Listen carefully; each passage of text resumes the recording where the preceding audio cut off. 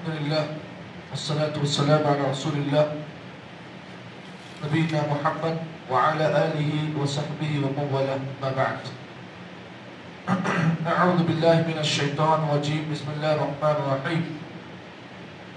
واعبدوا الله ولا تشركوا به شيئا وبالوالدين إحسانا وبذي القربى واليتامى والمساكين والجار ذي القربى والجار الجنب والصاحب بالجنب وابن السبيل وما ملكت أيمانكم إن الله لا يحب من كان مختالا فخورا.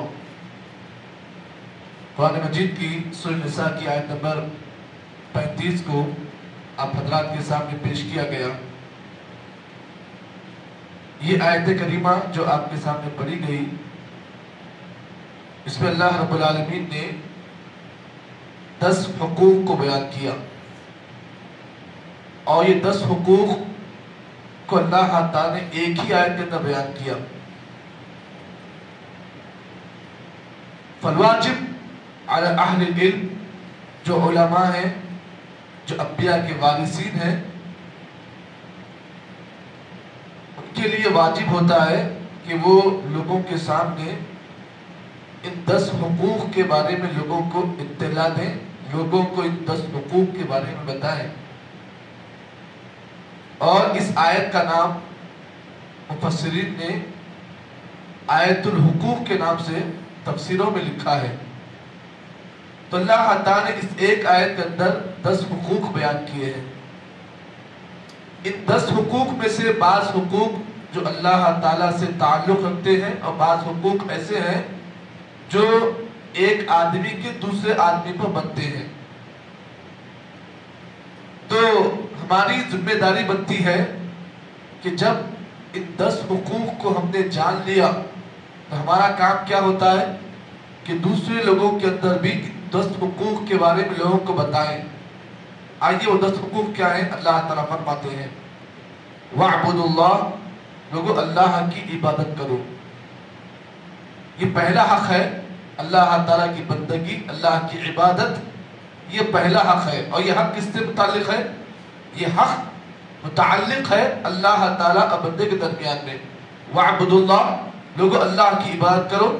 وَلَا تُشْرِكُوا بِهِ شَيْئًا، اور اللہ کے ساتھ کسی کو شریک مت کرو. تیسرا حق کیا ہے؟ وَبِالْوَالِدَيْنِ إِحْسَانًا، ماں باپ کے ساتھ اچھا سلوک کرو. چوتھا حق وَبِذِي الْقُرْبَى، رشتہ داروں کے ساتھ اچھا سلوک کرو. وَالْيَتَامَى، اور یتیموں کے ساتھ اچھا سلوک کرو. وَالْمَسَاكِينَ، اور مساکین کے ساتھ اچھا سلوک کرو. وَالْجَارِ ذِي الْقُرْبَى، تمہارے وہ رشتہ دار جو تم سے قریب ہیں. وَالْجَارِ الْجُنُبِ، وَالْجَارِ الْجُنُبِ کہتے ہیں ایسا آدمی جو آپ سے رشتے میں بالکل قریب ہے، یعنی پڑوسی سے بڑھ کر آپ کا رشتہ اس سے ہے. وَالصَّاحِبِ بِالْجَنبِ، وَالصَّاحِبِ بِالْجَنبِ کہتے ہیں وہ آدمی آپ سفر کر رہے ہیں اور آپ کے ساتھ وہ آدمی آپ کے بازو بیٹھا ہوا ہے، تو آپ کو اسلام اس بات نصیحت دیتا ہے کہ آپ اس کے ساتھ بھی اچھا سلوک کریں. اب یہاں پر بیٹھنے والا کون ہے؟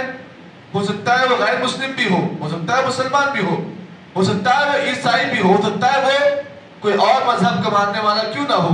وَصَاحِبِ الْجَنبِ کہتے سے مجھے مراد ہر وہ آدمی ہے جو کسی بھی مسلک کو اور کسی بھی دین کو ماننے والا ہے، آپ کے ساتھ سفر کر رہا ہے، تو آپ کا یہ حق بنتا ہے کہ آپ اس کے ساتھ بھی اچھا سلوک کریں. وَصَاحِبِ الْجَنبِ وَابْنِ السَّبِيلِ، ایک اور حق جو اللہ نے بیان کیا، مسافر آپ کے ساتھ سفر کر رہا ہے، کوئی آدمی مسافر ہے آپ کے پاس آیا ہوا ہے، تو آپ اس کے ساتھ بھی اچھا سلوک کریں.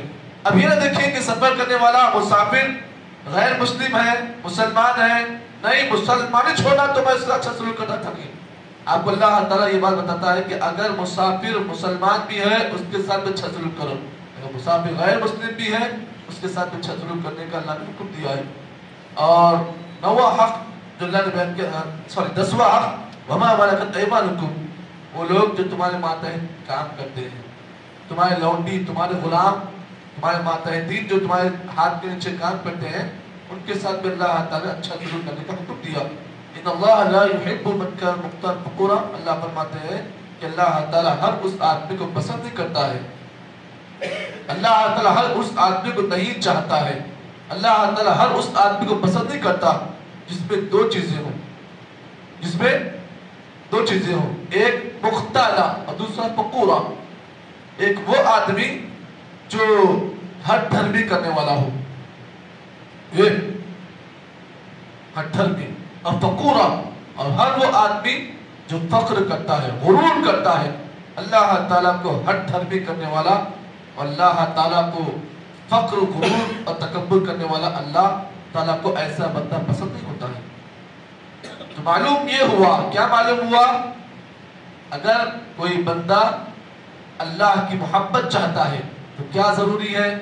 ضروری یہ ہے کہ وہ نہ آدمی ہٹ دھرمی کرے اور نہ کیا کرے؟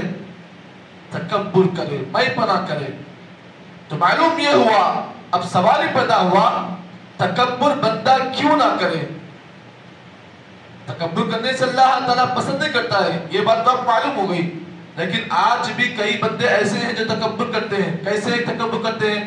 اپنے علم پر، اپنے مال پر، اپنے عہدے پر، اپنے بلڈنگوں پر، اپنے جائیدادوں پر آج کئی لوگ تکبر کرتے ہیں، اور تکبر ایسا کرتے ہیں کہ سلام بھی نہیں کرتے آپس میں ایک دوسرے کو۔ کیوں؟ اگر میں اسے سلام کروں گا تو میرا اسٹیٹس جو ہے وہ لو ہو جائے گا۔ تکبر کرنا اللہ کو پسند نہیں ہے۔ کیسے؟ آئیے اس کی دلیل اللہ کے نبی صلی اللہ علیہ وسلم کے وہ حدیث جو حدیث قدسی ہے۔ اللہ تعالیٰ فرماتے ہیں الکبریاء ردائی والعظمۃ ازاری فمن نازعنی واحد منہما القیتہ فی النار۔ نبی اکرم صلی اللہ علیہ وسلم نے فرمایا، اللہ تعالیٰ فرماتے ہیں یہ قول اللہ کا ہے، یہ بات اللہ کی ہے، اور اللہ تعالیٰ اس بات کو روایت کر رہے ہیں محمد صلی اللہ علیہ وسلم سے۔ اللہ تعالیٰ فرماتے ہیں الکبریاء ردائی، وہ لوگوں تکبر میری چادر ہے، تکبر میری چادر ہے، والعظمت ازاری، عظمت اور جلال، شان اور شوکت یہ میری ازار ہے۔ ومن نازعنی واحد منہما، جو کوئی بندہ مجھ سے ان دونوں چیزوں کو چھین لیتا ہے، یا دونوں میں سے کسی ایک چیز کو چھین لیتا ہے، القیتہ فی النار، تو میں ایسے بندے کو اس کے اوندھے منہ جہنم میں ڈال دوں گا۔ یہ کون فرماتے ہیں؟ اللہ تعالیٰ فرماتے ہیں۔ تو معلوم یہ ہوا ایک آدمی ہے جو سردی کے سخت سردی کے موسم میں چادر پہن کر باہر نکلا گھر سے، اگر آپ اس سے اس کی چادر کو چھین لو، غصہ آئے گا نہیں آئے گا؟ آئے گا، ضرور آئے گا۔ تب اللہ تعالیٰ کی چادر جو اللہ نے پہنی ہوئی ہے، اگر کوئی بندہ اس کی چادر کو اس سے چھین لے، حماقت نہیں تو اور کیا ہوگی؟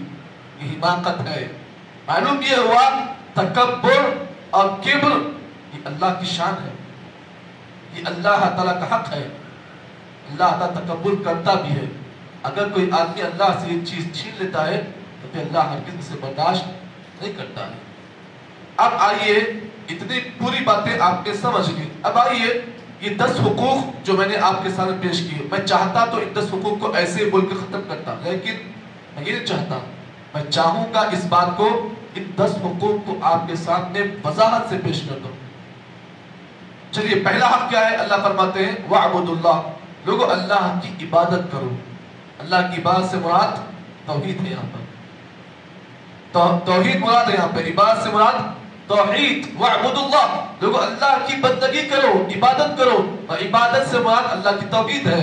تو اللہ نے پہلا حق اس آیت کی شروعات میں پہلا حق کیا بیان کیا؟ توحید بیان کی۔ اور توحید یہ کسی بھی انسان کے عمل کی اساس ہے، بنیاد ہے۔ آپ جو بھی عمل کر رہے ہیں، اگر عمل کے اندر توحید نہیں ہے تو اس کا مطلب یہ ہے کہ آپ کے عمل کی جو بنیاد ہے وہ کمزور ہے۔ اور جس بنیاد پر اگر کوئی عمارت کھڑی ہوتی ہے، اگر بنیاد مضبوط ہوتی ہے تو عمارت بھی مضبوط ہوتی ہے، اگر بنیاد کھوکھلی ہو تو عمارت بھی کھوکھلی ہو جاتی ہے۔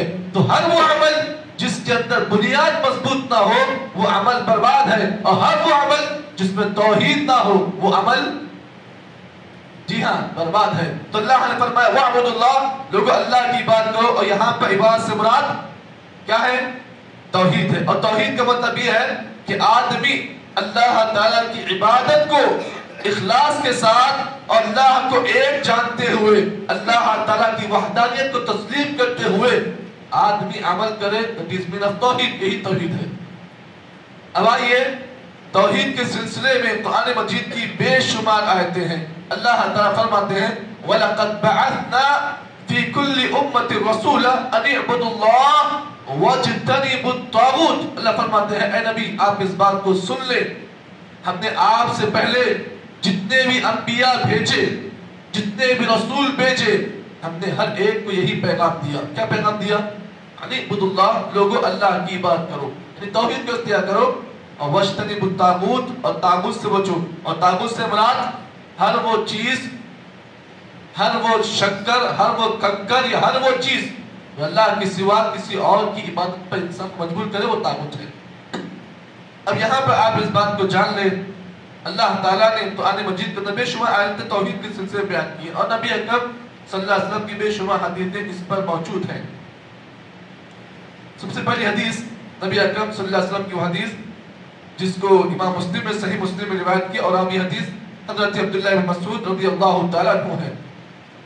فرماتے ہیں اللہ کے نبی صلی اللہ علیہ وسلم نے حضرت عبداللہ بن مسعود سے آپ نے فرمایا ایُ الذنب اعظم عند اللہ، انہوں نے سوال کیا اللہ کے رسول یہ بتائیے اللہ تعالیٰ کی نگاہ میں سب سے بڑا گناہ کون سا ہے؟ سوال کیا ہے؟